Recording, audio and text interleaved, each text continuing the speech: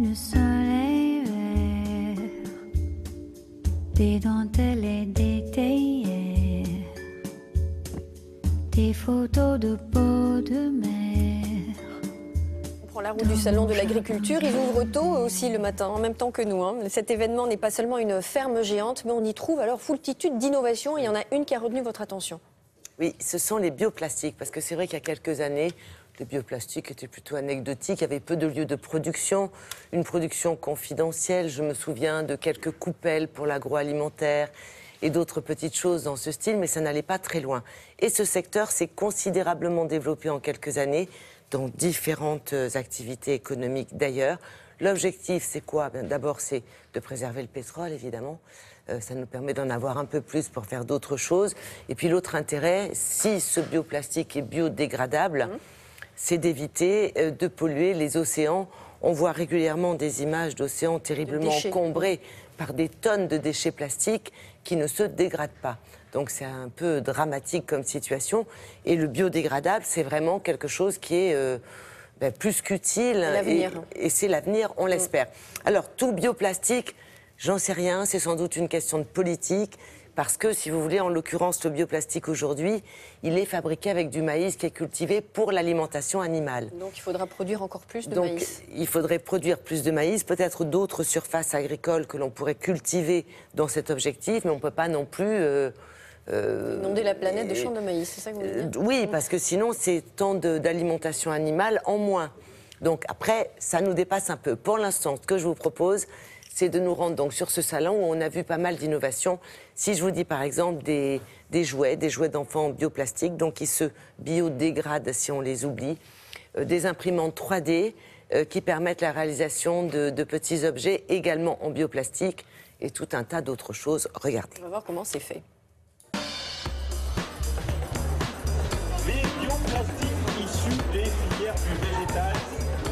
Les bioplastiques sont fabriqués principalement à partir de maïs. C'est du maïs qui est utilisé pour l'alimentation animale, pour les vaches. C'est ce qu'on appelle le maïs roux. L'avantage du maïs, c'est qu'il est très riche en amidon. Et cet amidon a des propriétés plastiques, bioplastiques.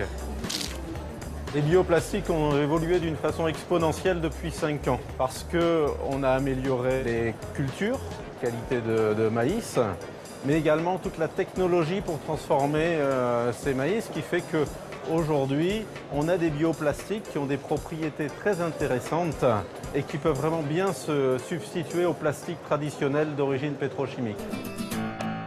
Depuis 5 ans, il y a eu des gros progrès sur les bioplastiques en termes de technologie. Par exemple, on est capable de faire des capsules café qui résistent à la chaleur. On est capable de fabriquer des couverts jetables. Et puis, depuis peu, on est capable de fabriquer un fil pour imprimante 3D. Alors, cette machine est une imprimante 3D.